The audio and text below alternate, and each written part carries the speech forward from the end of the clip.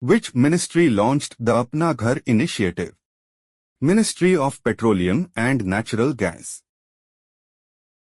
The Apna Ghar initiative was launched in collaboration with Public Sector Oil Marketing Companies, OMCs. With whom did Numaligarh Refinery Limited sign and move for digital transformation? BSNL. Where was the Industry 4.0 workshop for CPSEs held? Guwahati. The Industry 4.0 workshop was organized under which ministry? Ministry of Finance. Who is the 47th Vice Chief of the Indian Navy?